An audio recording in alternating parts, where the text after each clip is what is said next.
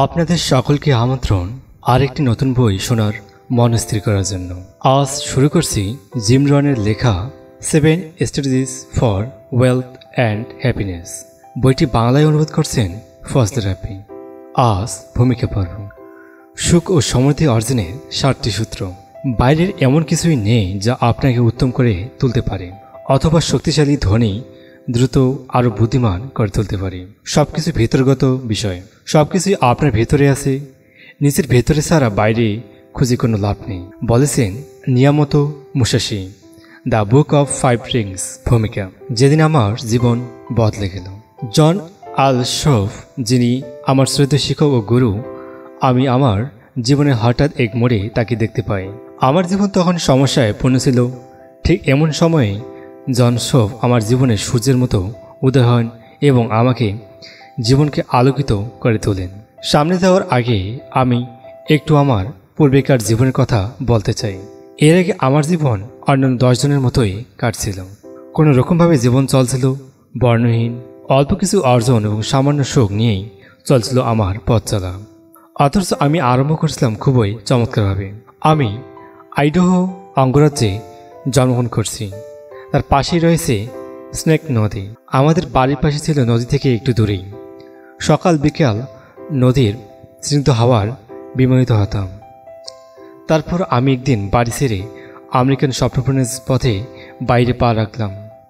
যাই হোক, এ পর্যন্ত অবশ্য আমি যেভাবে চিন্তা করছিলাম ঠিক তেমনই ঘটল। আমি বিদ্যালয়ের পাঠ শেষ করে কলেজে ভর্তি হলাম। কিন্তু কলেজের প্রথম বর্ষ শেষ করেই আমি সিদ্ধান্ত নিলাম যে আমি আর লেখাপড়া করব না। এটা ছিল আমার জীবনের একটি বড় ভুল সিদ্ধান্ত। বিশেষ করে আমার জীবনের গুরুত্বর দিকের ভুলগুলোর মধ্যে অন্যতম। কিন্তু কি করার, আমি আয় করার জন্য উদ্যোগী ছিলাম। আর তাছাড়া আমার চাকরি পেতেও খুব একটা কষ্ট হয়নি।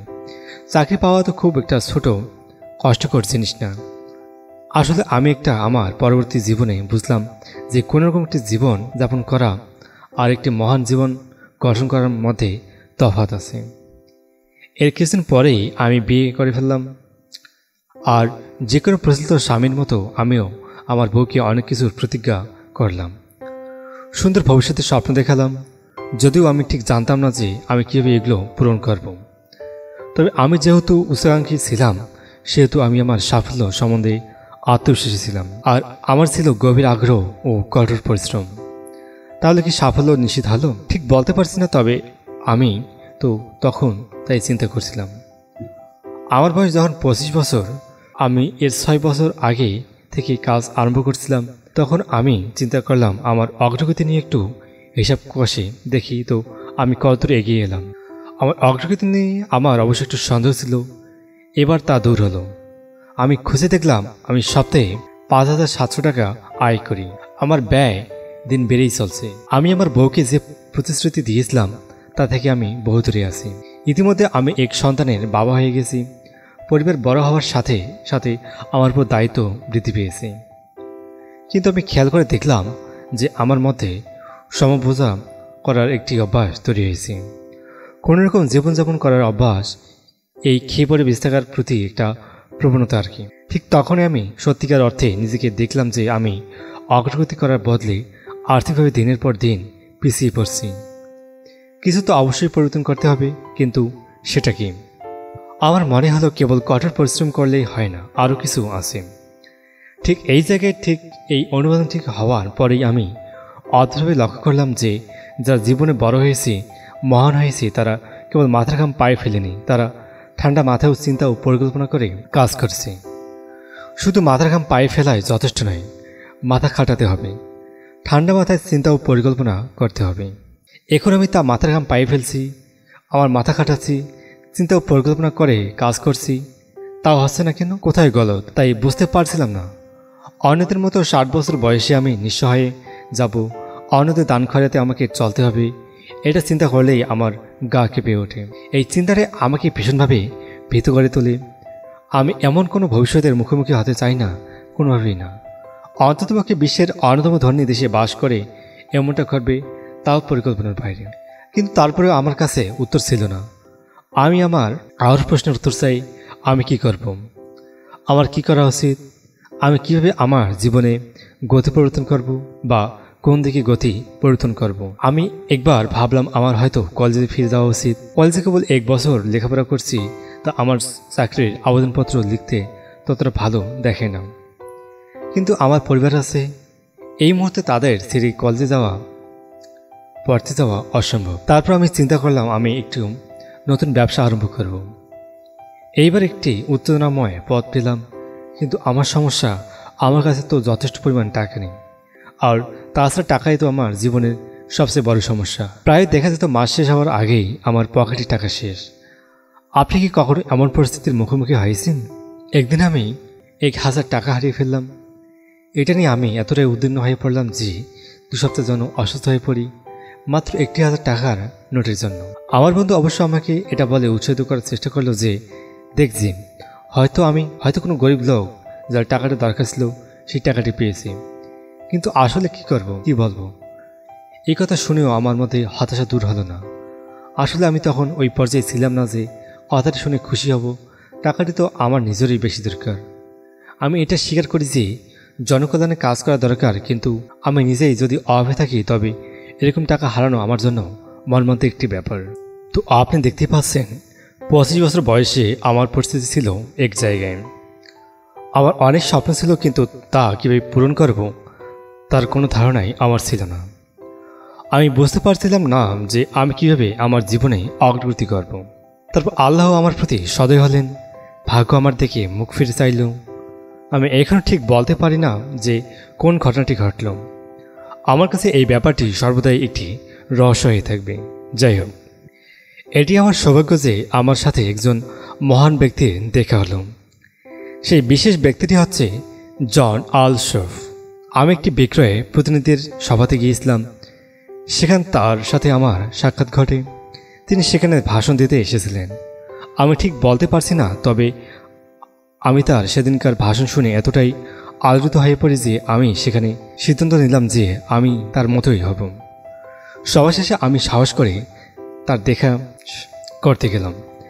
পায়ে হেঁটে গিয়ে তার সাথে সাক্ষাৎ করলাম এবং নিজের পরিচয় জানালাম। যদিও আমি হেঁটে কথা বলতে গিয়ে আমতা করছিলাম, কিন্তু তিনি নিশ্চয়ই আমার মধ্যে আমার সাফল্য অর্জনের আকাঙ্ক্ষা দেখতে পেয়েছিলেন। তিনি ছিলেন অত্যন্ত দয়াবান ও বিনয়ী একজন ব্যক্তি। তিনি পর্যায়ক্রমে আমাকে প্রশ্ন করতে লাগলেন। এর কয়েক মাস পরে তিনি আমাকে তার কোম্পানির চাকরির জন্য নিয়োগ দিলেন। তারপর কেটে গেল 5 বছর। এই 5 বছরে আমি জনাব শোভ থেকে অনেক শিক্ষাই নিয়েছি, যা আমার জীবনকে বদলে দিয়েছে। তিনি আমাকে তার সন্তানদের মতো ভালোবাসতেন, আমাকে ঘন্টার পর ঘন্টা কাজ দেখিয়ে দিতেন, পরামর্শ দিতেন, সব কিছু বুঝিয়ে দিতেন। আর ঠিক সেই ব্যাপারগুলো আমি আজ আপনাদের সাথে সুখ ও সমৃদ্ধির অর্জনের 7টি সূত্র নামক বইয়ে বিনিময় করব। তারপর হঠাৎ একদিন তিনি আমাদের কিছু না জানিয়েই ইহলোক ত্যাগ করলেন, অথচ তার বয়স ছিল মাত্র 49। আমি আমার শুরু গুরু ও শিক্ষকের মৃত্যুতে গভীরভাবে আহত হলাম। তার বিয়োগে আমি মর্মাহত। তার অস্তিত্বের বিলুপ্তি আমাকে কিছুদিন আসন্ন করে রেখেছিল। আমি তখন তার কোম্পানির নির্বাহী সভাপতি পদে ছিলাম। আমি অনুধাবন করলাম যে তিনি যে আমাকে চাকরি দিয়েছেন বা একজন বিক্রয় প্রতিনিধি থেকে তার কোম্পানির নির্বাহী সহসভাপতি পদে উন্নত করছে তাই নয়। আমার প্রতি তার সবচেয়ে উত্তম কাজটি ছিল তিনি আমাকে তার জীবন দর্শন ও বিজ্ঞতা শিখিয়ে গেছেন। তিনি কেবল এগুলো আমার সাথে বিনিময় করেননি, তিনি আমাকে দেখিয়েছেন যে কীভাবে সম্পদশালী হতে হয়, কীভাবে সুখী হতে হয়। আমি জনাব শোফের কাছ থেকে অনেক কিছু শিখেছি। তার সাথে থাকাকালীন সময়ে তার ধারণাগুলো আমি আমার জীবনে প্রয়োগ করছি এবং সফল হয়েছি। সত্যি বলতে অনেক টাকার মালিক হয়েছি, কিন্তু সবচেয়ে দারুণ বিষয়টি ছিল যে যখন এই ধারণাগুলো আমার ব্যবসায়িক সহযোগী ও কর্মচারীদের সাথে বিনিময় করলাম, তখন এগুলো থেকে তারা অসাধারণ সব ফলাফল পেল, যা আমাকে সবচেয়ে বেশি তৃপ্তি করছিল।